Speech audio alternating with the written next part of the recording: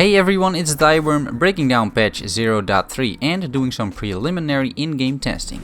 Let's go through the patch notes, and after each section I'll give my thoughts and some in-game footage of the changes. Greetings Pagans, I'm very glad to announce another patch, which will address a few key issues we have recognized as a recurring theme in the massive feedback you guys have been providing.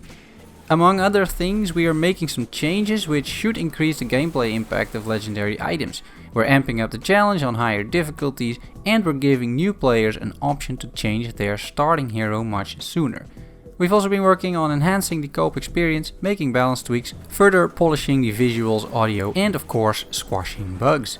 Right now we're focusing on improving the game's stability and bringing you new content, along with new ways to play and experience the realms of Pagan online. Our team of audio Pagans is cooking up some fresh music and sounds, including area-specific atmospheric ambiences, gritty combat soundtracks, and lots of revised sound effects for axe swings, spells, impacts, roars, and other juicy stuff from the game. We really like your opinion on how the game sounds, whether there's a sound effect you really find satisfying or there's a voice line that gets on your nerves. Share your opinion with us. We're always listening.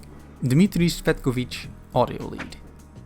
Legendary items. We recognize that legendary items are not on par with epic items of the same level, and that was happening partly due to the items themselves having non-optimal stat pools and not being affected by bonuses from crafting and reforging. Our aim is for legendary gear to always be the obvious best choice, but with the possibility of epic gear rolling random, better sets of stats for certain builds. Most legendary items were completely rebalanced.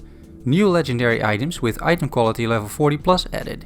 Some items temporarily require legacy rank 8 due to base items not being set up properly. Legendaries now are properly affected by crafting reforge bonus. You can reforge already existing legendaries in order to get the bonuses. Reforging legendaries does not randomly roll stat types, only values, so materials and artifacts are used to min-max them. Some legendary items are obtainable only via drops. They also can be reforged. Well, these guys weren't kidding. Looking at some of my initial crafting results over here, I would say that this is really exciting actually. Like, this feels good. There's a few things to note here.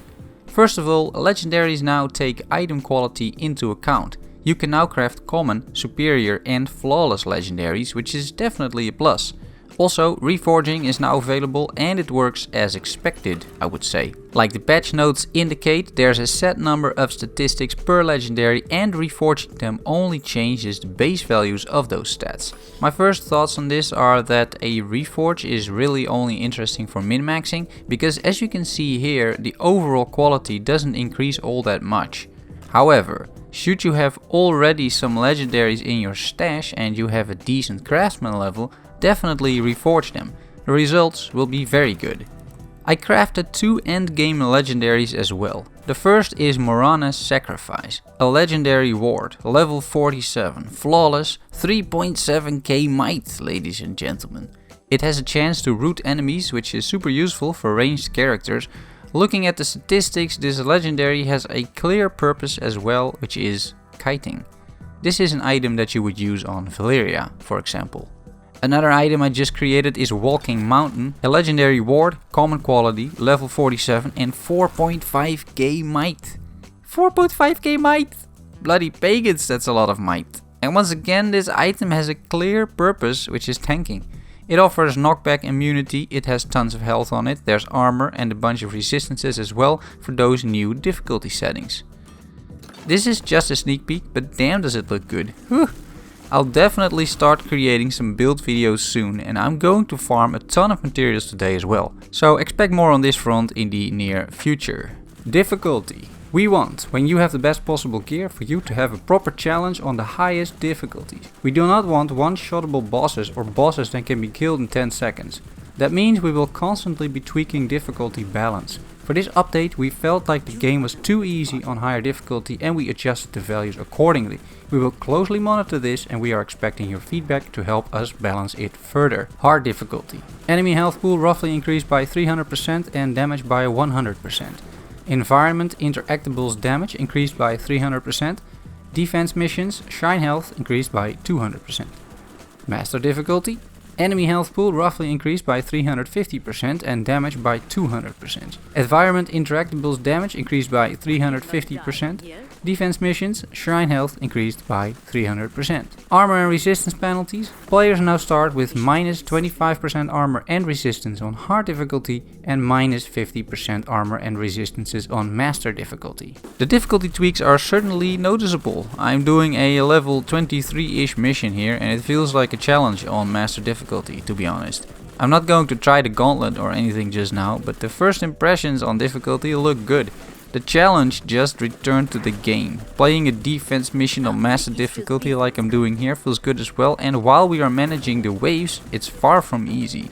The way things look now, I'm very happy with these changes. I think that for quite a few people this simply means they will have to farm some normal missions first to gear up, in order to attempt the hard difficulties. And to me that seems like proper game design. It lengthens the game a little bit, you have something to strive for as well, and overall I think it makes the game and co-op in particular a lot more interesting. Speaking of co-op. For this patch for co-op we are focusing on fixing immediate glitches while we plan some more quality of life changes in the future. Those include UI clarification, more optimization on netcode, having 4-player co-op and working on having the campaign being playable in co-op. That last one requires some technical wizardry on our part and will take longer. Threats can now be played in co-op. Changing difficulty for co-op missions is now possible. Co-op will spawn more enemies depending on the number of players and difficulty selected. Slightly increased damage in health in co-op depending on number of players. Some bosses received fixes for co-op, namely Kablar, Veles and Faroon. Not all bugs are ironed out and we will continue to work on them. I've played a few co-op missions this morning and like I just mentioned regarding difficulty changes, also the co-op changes feel good. The master difficulty definitely works. Also, the scaling of enemies in co-op seems much more balanced and co-op is a much more enjoyable experience because of it. And not only that, with the changes to difficulty, co-op will become more of a necessity if you want to clear endgame content on the highest difficulty settings, which is, I think, a great direction for Pagan Online. Heroes. It turns out that locking you to your starting hero without being able to try all 3 of them was a bad idea. We want to change that. This is only the first change in the way heroes are unlocked, with more coming. More about that in upcoming patches. Starting hero pick. Players are now prompted about if they really want to commit to the chosen hero at the end of the tutorial. If not, they can pick another one and try them out. Note, it's a known issue that players are forced to relog when repicking a tutorial hero. I can't really show any of this because I completed the tutorial, but I hope this works for all the new players. Combat. Immunity duration to hard crowd control, stun, knockback, fear, after being CC'd once, increased from 1.5 seconds to 2.5 seconds. Istok. Thunder Fist. Now consumes static charge and gains 1% per stack consumed. Regarding Istok, it's fixed indeed. You can see it over here. Charges are consumed and I hardly do any damage, because this is the new master difficulty. And then I die. Valeria. Passive. Changed so instead of 50% attack speed she now gains 25% critical strike chance. Valeria's change is pretty significant and it basically tells us to turn her into a crit machine. Well, that can be arranged. The legendary I showed you before, Morana's Sacrifice, already is a step in that direction, and I'm sure there's other items as well that are perfect for a build like this. Like I mentioned, expect some build videos in the future. Demir. Primary boomerang attack damage reduced by roughly 25%. Missions. We are tweaking some level 40 plus missions, adding new drops and rewards and rebalancing stuff. In the background we are working on more missions in terms of content, quantity, but they are not quite ready and will most likely come soon with the Act 6 campaign update. These notes on future level 40 plus content sound good. It would be nice to have a bunch of patrols over there so we can farm that a little bit and be efficient with our time, instead of having to do bosses all the time. The Gauntlet now has proper rewards depending on difficulty, materials, recipes, blueprints. Lord Gvozden's bastard cousin now occupies the Gauntlet. He might drop some exclusive legendary weapons. Rebalanced prompts to ask players to withdraw every 30 waves, up from 10. The Ghost of Usud Past, The Last Love, Soulsmith Reforged. New level 41 legendary gear can drop from bosses in these missions. New level 41 plus legendary blueprints can drop from bosses in these missions. General. We are bringing a variety of fixes and improvements in several areas of the game. These might be small, but we always tend to squeeze some of them in as we feel we need to constantly improve on quality of life. Alternate control scheme. Players can select alternate control scheme in options. This scheme is set up so that the W key always moves the hero towards the mouse pointer, while A and D keys function as strafe buttons. Hint: rebinding a left mouse button to move up and using this control scheme will somewhat resemble mouse to move while holding left mouse button. So I'm just trying out this new movement, and to my surprise it feels rather smooth, in town at least. I'm not really going to try this out in combat because my dodging is completely hardwired to WASD and shift, but if you're new and you don't like WASD, then maybe this could be something for you indeed. It sure works better than I expected. Once again, in town, that is. Battle HUD improvements. Enemy health bars improved. Added health bar for primary target at the top of the screen. It contains useful information like enemy name, level, characteristics.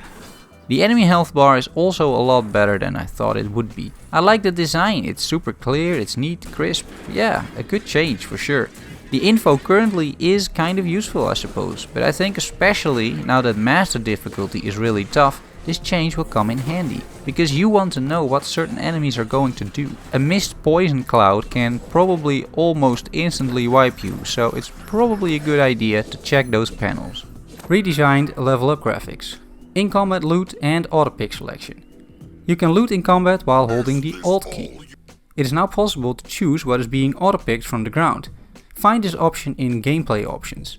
Current filters are gold, health potions, materials, hero shards, artifacts, quest items, base items, magic items, rare items, epic items, legendary items, rare recipes, epic recipes, legendary blueprints. This looting in combat is under normal circumstances not all that useful, but if you're a little overpowered for a certain mission, for example, then this feature shines. While waiting for a wave, you can already check the loot. Also, auto loot functionality works while holding Alt, which is another nice touch. The loot options are available indeed, and it's nice that we have some more options now. Especially things like hero shard and blueprints are a great addition, in my opinion. Ability tree respec. It is now possible to change which modifier mode is active in your ability upgrades. Login screen news. Added news to the login screen. Chat timestamp implemented. And that's it for now, guys. Subscribe to our lovely YouTube channel for more Pagan online content. Also, you can find me on Twitter at Thyworm. Thanks for watching, have fun grinding, and I will see you soon. Bye bye.